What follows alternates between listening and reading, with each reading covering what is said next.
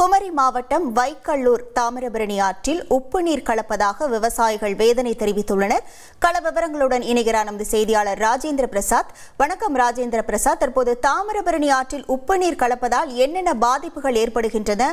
அங்கு இருக்கக்கூடிய விவசாயிகள் வைக்கக்கூடிய கோரிக்கை என்னவாக இருக்கிறது? முழு விவரங்கள்.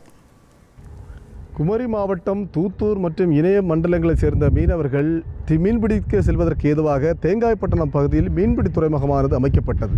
இதன் காரணமாக பொலிமுக பகுதியானது கடலோடு சேர்ந்ததன் காரணமாக தாமிரபரணி ஆற்று தண்ணீர் கடலோடு சேர்ந்து அந்த தண்ணீர் உப்பாக கலக்கக்கூடிய அவலநிலை ஏற்பட்டது.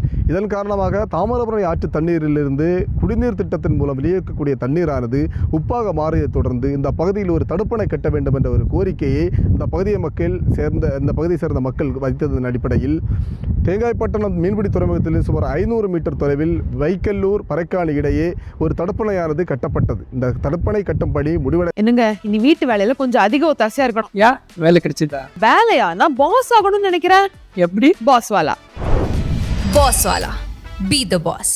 இந்த நிலையில் அதன் பக்கச்சுவர்களை சரியாக அமைக்கப்படாததன் காரணமாக கடந்த முறை ஏற்பட்ட வெள்ளப்பெருக்கு, அதாவது மழைக்காலத்தில் ஏற்பட்ட ஆற்று வெள்ளத்தின் காரணமாக இந்த கரைப்பகுதியில் முழுவதுமாக ஆற்றில் அடித்து செல்லப்பட்டது. அதோடு மட்டுமல்லாமல் அதன் அருகில் இருக்கக்கூடிய 2 வீடுகளும் ஆற்றில் அடித்து செல்லப்பட்டு அந்த வீடுகளை இழந்தவர்கள் நிர்கதியாக இருக்கக்கூடிய சூழல் ஏற்பட்டது. இதனைத் தொடர்ந்து இந்த தடுப்பணை தண்ணீரோடு அந்த ஆற்று தண்ணீரோடு கடல் நீரும் கலந்து மீண்டும் உப்பாகக்கூடிய ஒரு சூழல் ஏற்பட்டது.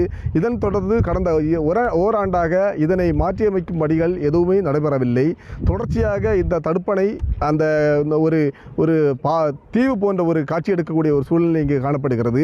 இதனைத் தொடர்ந்து கடந்த முறை இந்த வீடுகளை இழந்தவர்களுக்கு மாற்று இடம் வழங்குவதாகவும் அவர்களுக்கு வீடு கட்டி கொடுக்கப்படும் என்றும் மாவட்ட நிர்வாகத்தின் சார்பில் வாக்குறுதி அளிக்கப்பட்டது. அதே நேரத்தில் அந்த நபர்களுக்கு இடம் மட்டுமே அளிக்கப்பட்டுள்ளது. ஆனால் வீடுகள் அமைத்துக் கொடுக்காதால் அவர்கள் வாடகை வீடுகளில் இதுநாள் வரையிலும் தங்கியிருந்து வருகின்றனர்.